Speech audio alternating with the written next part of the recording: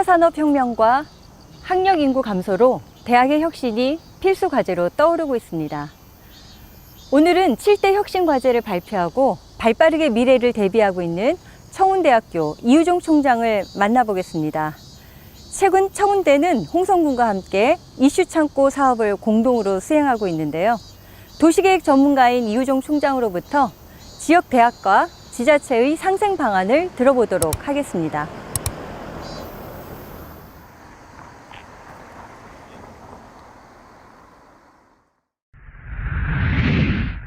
청운대학교 이유종 총장입니다. 처음에는 저는 수도권에서 오랜 세월을 살아왔기 때문에 지방에 내려올 때 한 가지는 이제 지방이라는 데를 이해한다는 어떤 그런 기대감도 있었고, 또 청운대학교라는 새로운 직장에 오면서 이 청운대학이 요새 대학이 위기라고 하는데 지방대학을 어떻게 살릴 것이냐 하는 이런 고민과 함께 사명감을 가지고 왔다고 말씀드릴 수 있습니다. 사실은 홍성군에 처음 왔을 때 생각보다는 잠재력이 굉장히 크다는 걸 알았어요. 처음에 왔을 때는 홍성군이 이렇게까지 좋은 잠재 자원을 가지고 있는가 하는 걸 생각을 못했습니다. 다시 말하면 또 좀 아쉬움이 있는 거죠. 그동안 이렇게 좋은 잠재 자원이 있었는데 그거를 아직까지도 발현하지 못한 거에 대한 아쉬움이 있습니다. 보니까 역사, 문화, 인물 자원이 있고 또 수려한 풍광이 있고 오서산, 용봉산 하는 풍광이 있고 또 동시에 항구를 또 갖추고 있더라고요. 남당항을 갖추고 있고, 그리고 도시 중심에는 홍주 읍성이 있어요.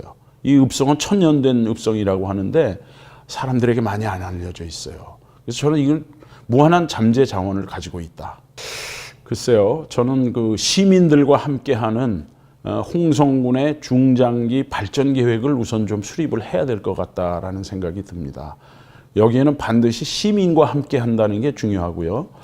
그다음에 아까 말씀드린 대로 이러한 잠재력이 풍부한 도시를 그냥 단발적으로 개발하다 보면은 어떤 전체적인 조화나 통일성이 없게 되죠. 그래서 이걸 종합적으로 관광서부터 해서 지역 발전을 위한 경제 활성화라든지 또는 지역 개발이라든지 역사 문화 자원의 보존이라든지 이런 것들을 종합적으로 하는 종합 계획을 수립하고 그 종합 계획 하에서 우선순위를 정해서 하나씩 해나갈 때 홍성군은 요즘과 같은 지방화 시대에 더욱 크게 발전할 수 있겠다, 이런 생각을 해봅니다.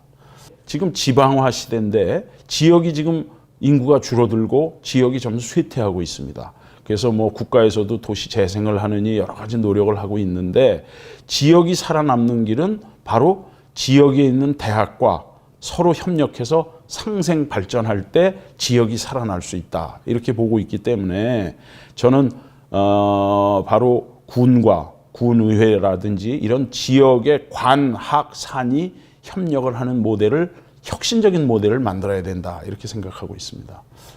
우리나라에서 볼 때는 절대적으로 지금 학령 인구가 줄어들고 있습니다. 그러니까 입학 자원이 줄어드는 거죠. 그래서 옛날에는 학생이 대학을 선택해서 갔지만 이제는 학교가 학생들을 모셔와야 되는 그런 입장에 있습니다. 그렇게 하려면 어떻게 해야 됩니까? 대학이 특성화와 혁신을 통해서 남이 가지 않은 길을 가야 된다라는 거죠. 근데 우리 대학은 마침 그러한 학과들이 8개의 단과 대학이 그런 식으로 이루어져 있고, 특히 최근에는 평생교육이 중요해집니다. 4차 산업혁명 시대가 되면은 앞으로의 우리 지금까지의 직업은 거의 70% 이상이 없어지고 새로운 직업이 탄생하는데 그러한 새로운 직업에 필요한 평생교육이 필요하죠.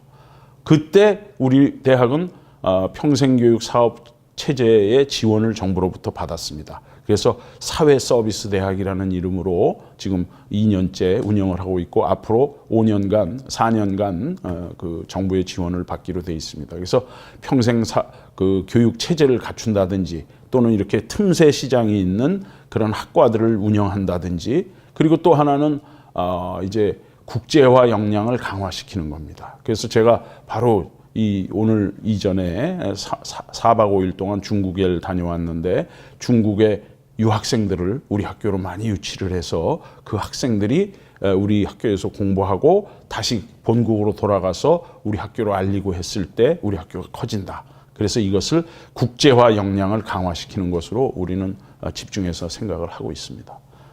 그 중에 이제 그걸 간단히 요약해서 말씀드리면 첫째는 대학 재정의 안정화입니다. 대학이 학령 인구가 줄어드니까 신입생 충원이나 또는 재학생의 이탈 방지, 그리고 아까 말씀드린 대로 평생교육 체제의 확보, 그다음에 외국인 유학생의 유치, 이런 것을 통해서 대학 재정을 안정화하겠다는 게 있었고, 두 번째는 대학의 혁신입니다. 그래서 이 혁신은 이젠 아까도 말씀드렸듯이 지역사회하고 상생하지 않으면 안 된다. 그래서 지역사회와 상생할 수 있는 과제들을 발굴해라.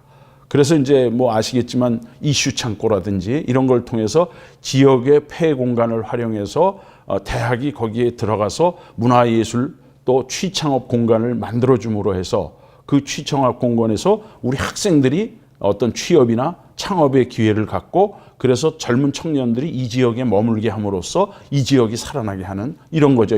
예를 들면.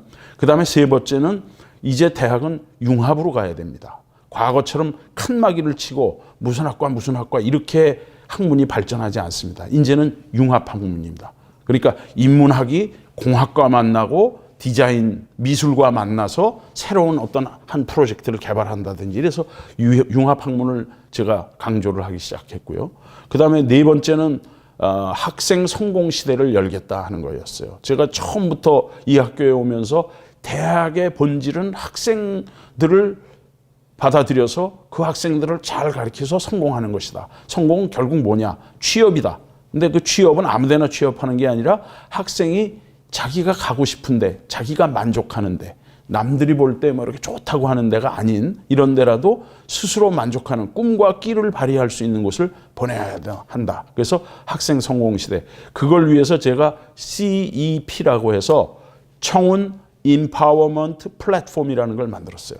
그건 뭐냐 하면 학생이 고등학교 시절부터 했던 활동들을 다 기록하고 우리 학교에 입학할 때 성적은 어땠고 뭘 들었고 그다음 학교 다니는 동안에 교과 과목은 뭘 이수했고 자격증은 뭘 땄고 뭐는 인증을 받았고 그다음 비교과 항목은 어떤 걸 했고 동아리 활동은 뭘 했고 이런 기록을 다 적고 그다음에 그래서 이 학생은 어디에 취업하는 게 적절하겠다 해서 취업을 알선해주고 또는 창업을 하는 학생들에겐 창업을 할 수 있게 지도를 해주고 그래서 끝까지 이 학생들이 졸업한 후에까지 취업과 창업을 통해서 자기의 직장을 가질 수 있도록 인도해주는 이런 플랫폼을 만들었다 하는 거고요.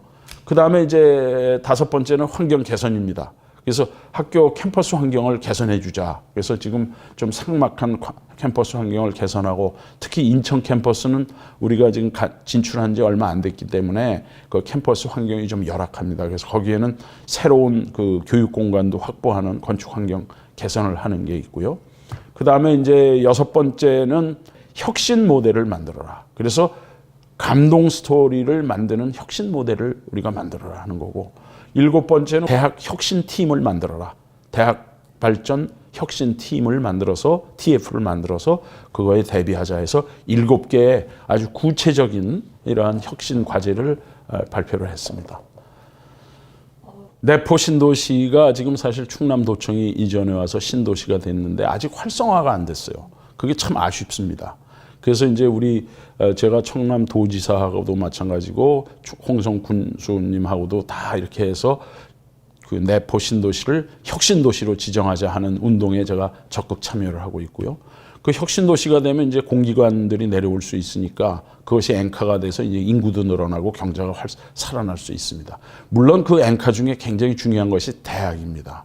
저는 어떠한 대학이라도 내포 신도시에 들어왔으면 좋겠다. 그래서 경우에 따라서는 우리 청운대학교와 선의의 경쟁을 통해서 서로 발전하는 이런 모델을 만들었으면 좋겠고 우리 청운대학교는 그때 기꺼이 그분들과 경쟁해서 좋은 모델을 만들고 싶다는 생각이 있습니다.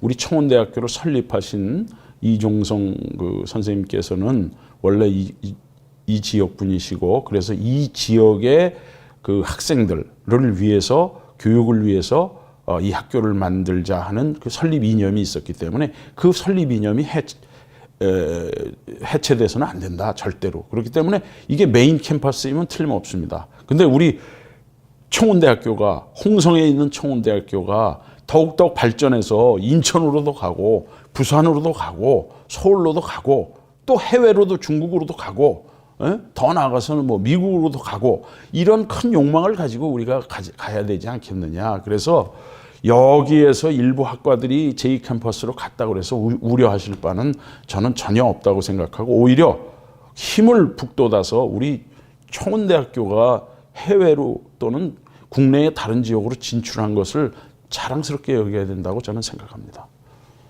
지식은 이미 AI가 다 대체할 것이고 노동은 이제 로봇이 많이 대체를 하게 될 겁니다.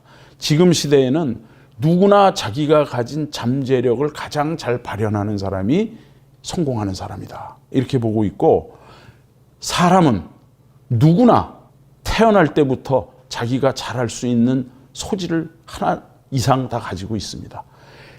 교육은 그러한 소질을 어떻게 잘 잠재력을 끌어내서 그 사람이 그 자기가 가진 잠재력을 최대한 발휘할 수 있게 만들어주는가 하는 것이 교육의 본질이라고 생각합니다.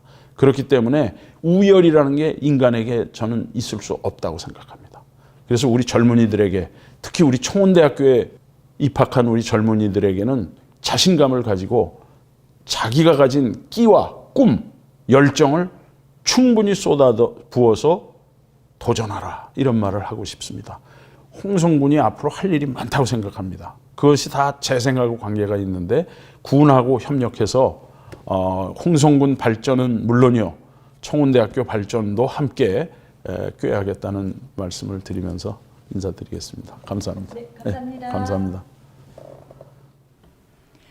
이제 지방자치는 대학과 기업, 주민이 하나가 되어 협력하지 않으면 지역에 닥친 난관을 극복할 수 없습니다. 지방 소멸 위기 속에 미래에 살아남기 위해서는 천년의 역사와 문화를 입힌 도시 재생 사업, 창의성과 감수성이 내재된 융복합 행정이 필요합니다. 촌에서 살아가는 다양한 사람들의 진솔한 이야기, 촌스러운 인터뷰 최성경이었습니다.